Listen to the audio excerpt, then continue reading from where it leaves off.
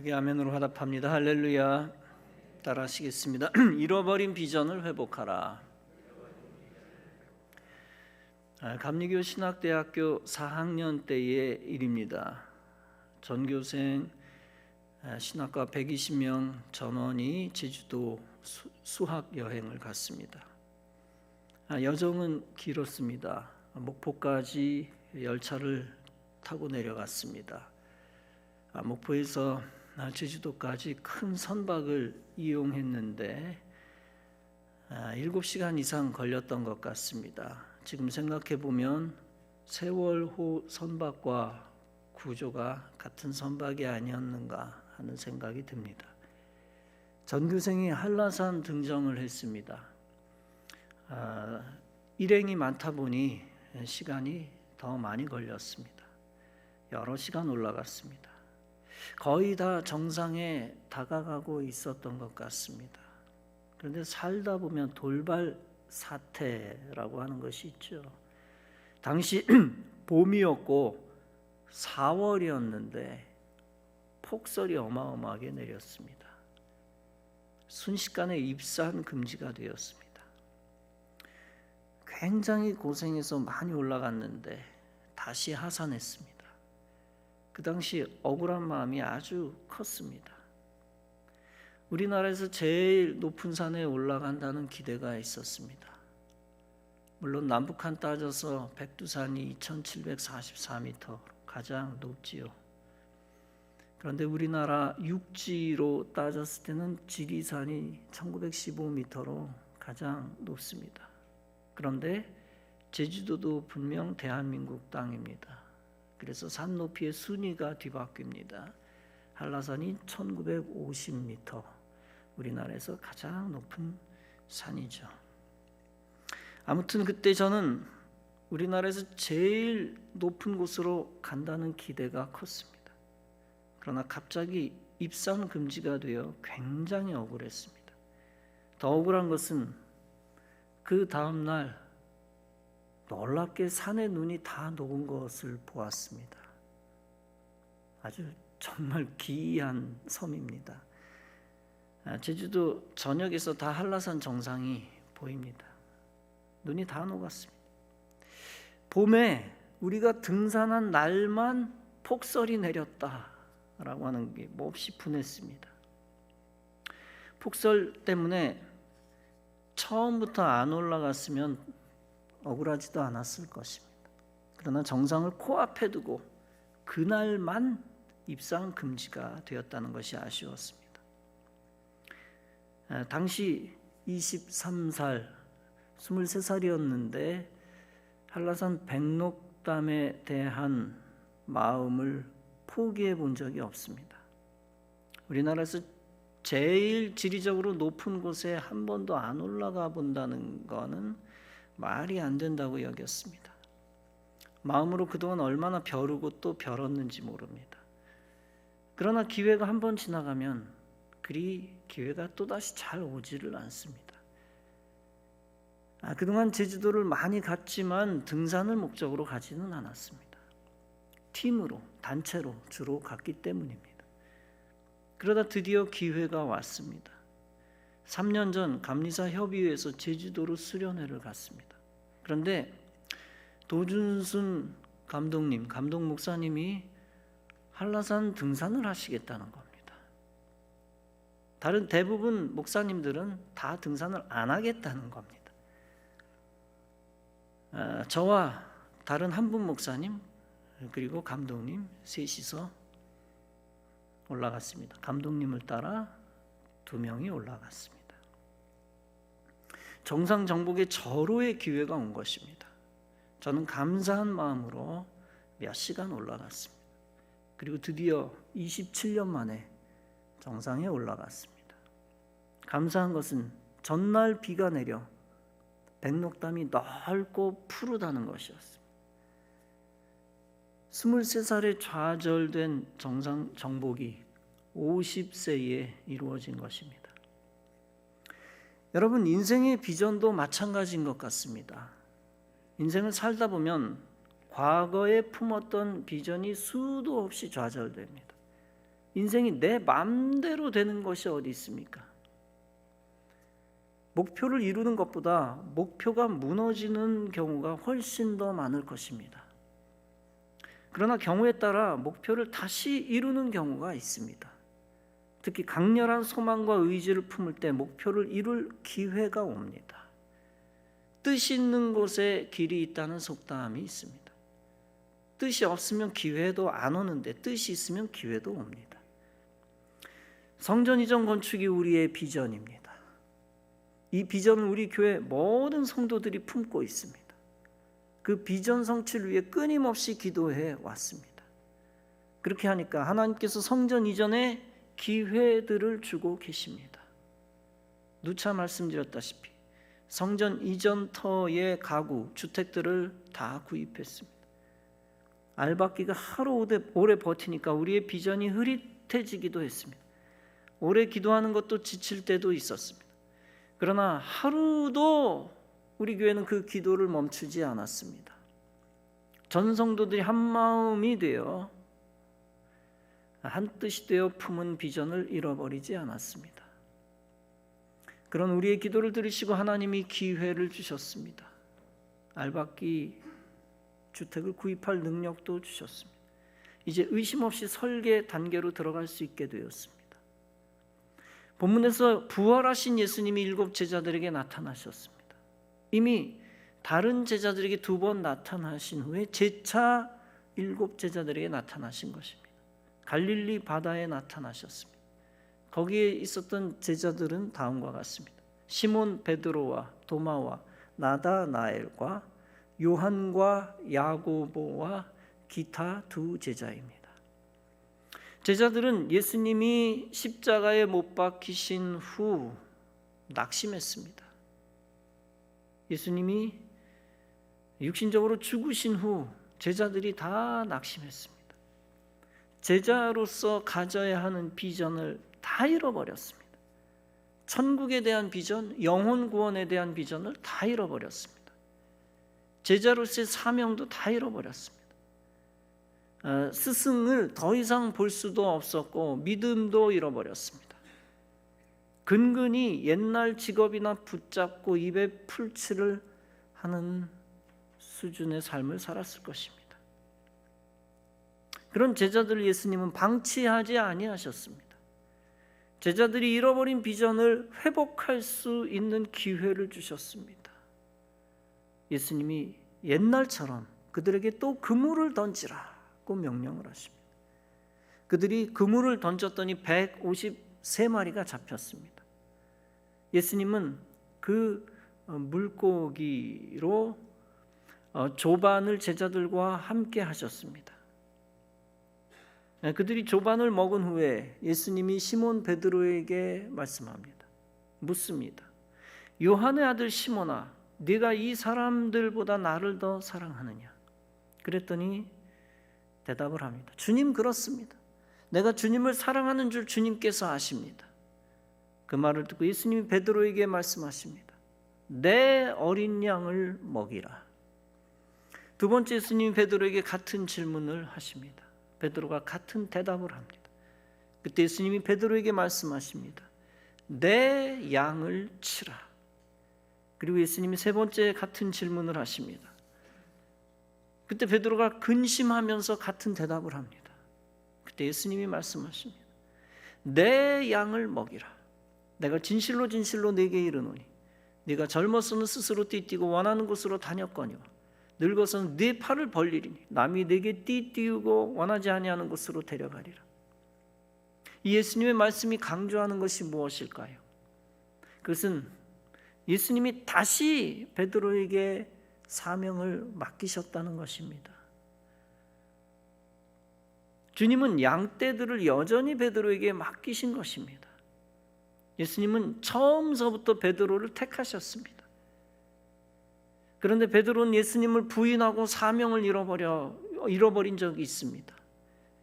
그러나 예수님은 베드로를 포기하지 않으셨습니다. 베드로가 예수님을 부인한 것이 베드로의 본심이 아님을 예수님께서 아셨을 것입니다. 실제로 베드로는 예수님을 위해 죽을 수 있는 사람이다 라고 예수님이 판단하셨을 것입니다. 그래서 다시 베드로를 찾아 잃어버린 비전을 회복시키고 계십니다. 그런데 무턱대고 비전을 회복시키신 것이 아닙니다. 이유 없이 사명을 다시 주신 것이 아닙니다. 사명을 다시 받을 수 있는 조건을 확인하십니다. 그 조건은 다름 아니라 주님에 대한 사랑이라는 것입니다. 베드로는 예수님을 여전히 사랑한다는 것을 신앙 고백합니다. 그리고 예수님은 그 신앙 고백을 들으시고 베드로에게 사명을 맡기십니다. 여기서 우리가 알 수 있는 것이 있습니다. 잃어버린 비전을 회복하는 조건은 단순한 인간의 열심이 아니라는 것입니다. 잃어버린 비전을 회복하는 조건은 세상적인 물질이나 힘이 아니라는 것입니다. 그 조건은 주님에 대한 변함없는 사랑이라고 하는 것입니다. 그 사랑이 분명할 때 다시 사명과 비전을 회복할 수 있습니다. 이제 베드로에게 주어진 소명은 거역할 수 없는 것이 되었습니다. 재차 받은 사명은 거역할 수 없는 것이 되었습니다. 과거에는 사명을 잡았다 놓았다 했습니다. 그러나 부활하신 예수님을 만난 후에 베드로의 존재가 달라집니다. 어떤 죽음도 두려워하지 않는 참 제자가 됩니다. 장차 하루에 3,000명을 전도하는 성령의 역사를 일으키는 자가 됩니다. 우리 교회에도 다시 잃어버린 비전을 회복해야 합니다. 다시 말하면 잠깐 손 놓았던 사명을 다시 붙들어야 합니다. 예배를 소홀히 했던 분들은 예배의 사명을 다시 붙들어야 합니다. 작년 한 해 주님 뜻대로 살지 못했던 분들은 거룩성을 다시 회복해야 합니다. 세상적으로 살던 모든 것을 청산해야 합니다. 하나님의 계명에 더욱 순종하며 살아야 합니다. 그리고 잃어버린 하나님 나라 사명을 회복해야 합니다. 그 모든 것이 하나님의 의를 회복하는 일입니다. 그 하나님의 의를 회복할 때 하나님이 우리 교회를 축복하실 것입니다. 그리고 우리 교회를 통하여 한 사람 한 사람을 축복하실 것입니다. 특별히 교회 부흥의 비전을 회복해야 합니다. 작년 한 해는 영적 재앙의 시기였습니다. 작년 1년 내내 언론이 교회 죽이기에 최선을 다했습니다. 따라서 교회의 부정적 이미지를 국민들에게 심어주는 데 성공했습니다. 얼마나 집요하게 노력을 했는지 부정적 이미지 성공했습니다. 그 결과로 전도의 문이 막혔습니다. 거기에 모든 교회들이 비대면에 순응했습니다. 수많은 교인들이 예배 신앙을 버렸습니다. 비대면에 순응하는 대형 교회들의 결과는 참혹합니다. 감리교회 최고 대형 교회 중 하나 K감리교회가 있습니다. 방역 1단계, 1.5단계 때에 교회는 현장 예배가 그나마 가능했습니다. 그때 다시 현장에 나온 교인들이 과거 출석률의 40%였다고 합니다. 40%도 몇 달 전 얘기입니다. 그 이후에 또 비대면으로 전환했습니다. 언제 현장 예배가 풀릴지 알 수 없습니다. 만약 풀리면 이제는 40%도 안 될 것입니다.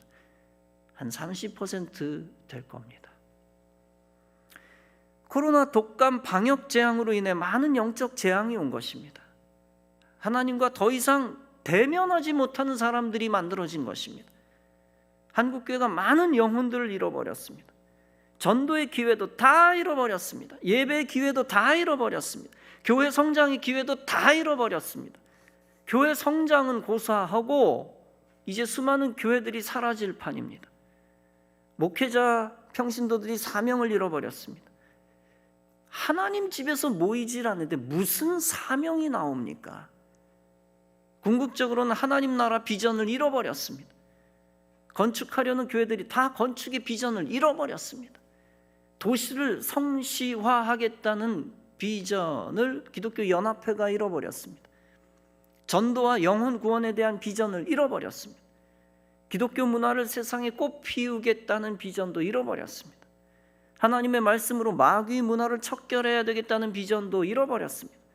이 땅에 성경의 거룩성을 심겠다는 비전도 잃어버렸습니다. 그러나 사랑하는 성도 여러분, 이렇게 비전이 사라진 영적 재앙의 시대에 여전히 우리가 해야 할 것이 있습니다. 그것은 다름 아니라 잃어버린 비전을 회복하는 것입니다.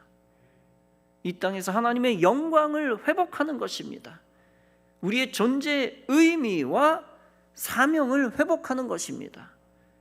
고린도전서 10장은 말씀합니다. 그런즉 너희가 먹든지 마시든지 무엇을 하든지 다 하나님의 영광을 위해 하라.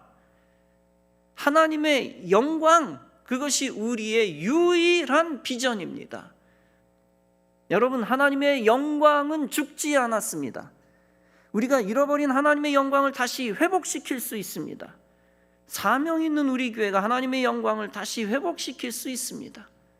하나님은 현장 예배를 사수하는 교회들을 사용하실 것입니다. 그리고 그 교회들을 통하여 하나님이 영광을 받으실 것입니다. 예배 회복을 위한 자유시민연대가 있습니다. 이 연대가 지난주 일주일 동안 교회와 단체들을 모집했습니다.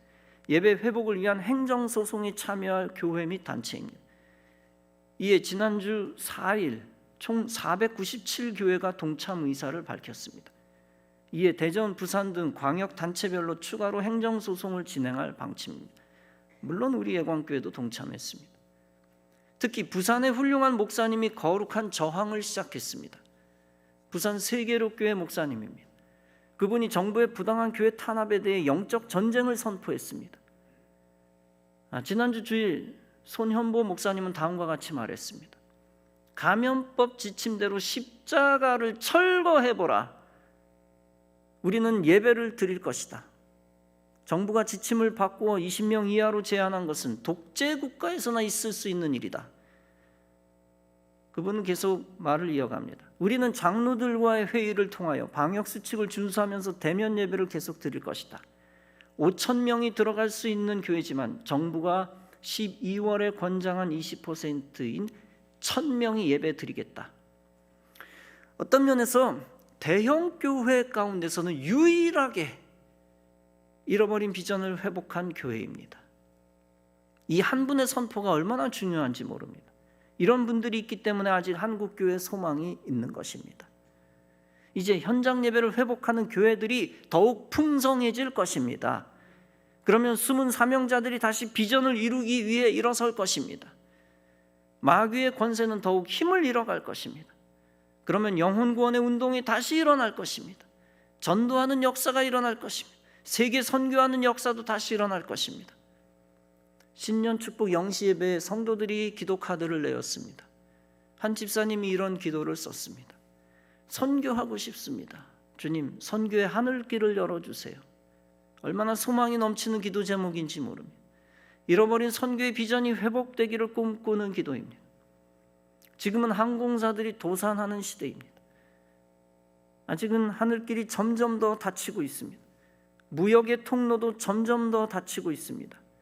그러나 한국교회가 잃어버린 비전을 회복하면 선교도 회복됩니다.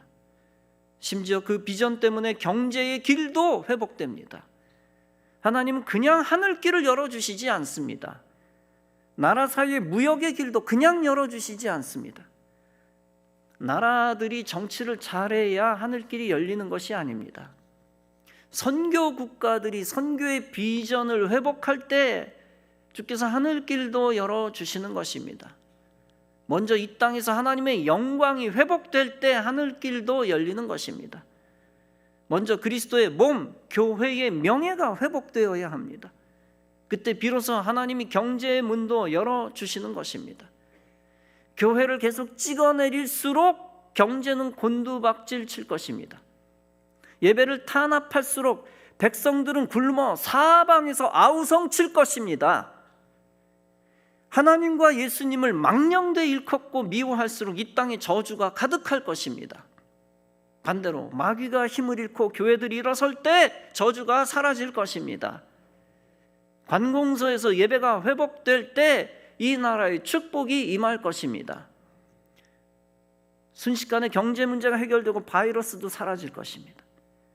그동안 하나님이 이 나라에 복 주신 이유가 무엇이었습니까? 그것은 다름 아니라 예배 때문이었습니다. 다시 말하면 하나님의 영광 때문이었습니다. 그리고 복음 전하는 교회의 사명 때문이었습니다. 그러므로 우리는 끝까지 복음 전하는 비전을 품어야 됩니다. 시간이 걸릴지라도 마귀의 허점을 노리고 계속 복음을 전해야 합니다. 뜻이 있는 곳에 길이 있는 법입니다. 복음에 대한 열정, 선교에 대한 열정을 붙들고 키워야 됩니다. 그리고 재앙의 시대 속에서도 기회만 있으면 복음을 전해야 합니다. 복음을 부끄러워하지 말아야 합니다. 교회를 핍박하는 시대 더욱 복음에 대한 자부심을 가져야 합니다. 그러면 주님도 여러분들을 자랑스럽게 여기실 것입니다. 그리고 여러분이 축복의 본보기가 먼저 되게 해주실 것입니다. 복음을 사랑하는 자는 예수님을 사랑하는 자입니다. 잃어버린 사명을 회복하는 데 있어서 제일 중요한 것이 바로 예수님을 사랑하는 것입니다. 그 뜨거운 사랑을 회복할 때 잃어버린 비전을 회복할 수 있습니다.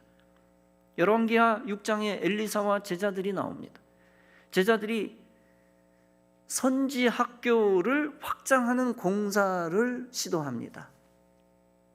모두가 요단 강변 좋은 나무 제목들을 가져다가 선지 학교를 세우려 합니다. 제자들이 스승 엘리사에게도 부탁을 합니다. 요단 강변에 함께 가십시다. 제자들, 즉 생도들이 나무를 베기 시작합니다. 그런데 한 생도가 쇠 도끼를 물에 빠뜨립니다. 빌려온 쇠 도끼를 빠뜨린 사람이 얼마나 놀랐는지 절망적으로 외칩니다. 아, 내 주여, 이는 빌려온 것이니이다.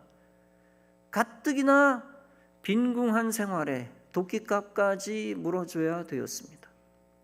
분명히 현실적으로 보면 도끼는 물 속에 가라앉았습니다. 깊이.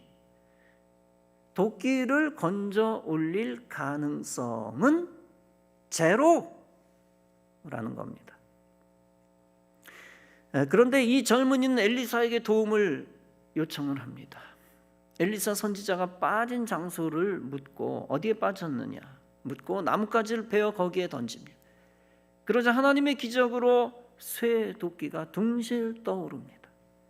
젊은이는 손을 내밀어 잃어버린 도끼를 잡았습니다. 여러분, 많은 경우 우리가 하나님의 권능을 어디서 체험합니까?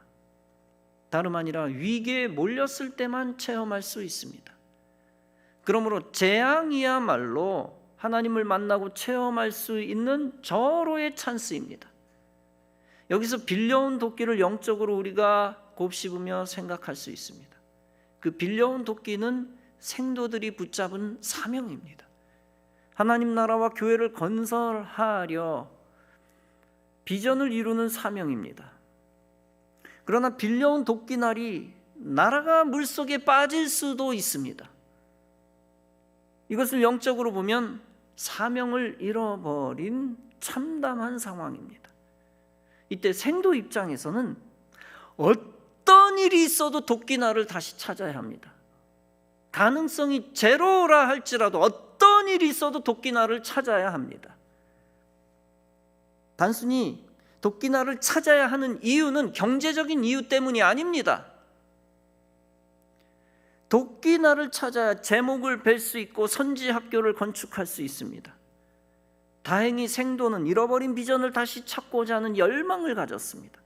그 열망을 우리 하나님이 귀하게 보십니다. 그래서 선지자를 통해 잃어버린 비전을 회복할 기회를 주십니다. 결국 생도는 도끼라는 사명을 다시 붙잡고 거룩한 비전을 향해 나아갑니다. 사랑하는 성도 여러분, 우리가 재앙의 시대에 사명을 잃어버린 것 같은 참담한 상황을 경험하기도 합니다. 아무리 머리를 굴려봐도 이 시대의 전도의 가능성은, 복음 전파의 가능성은 없어 보입니다.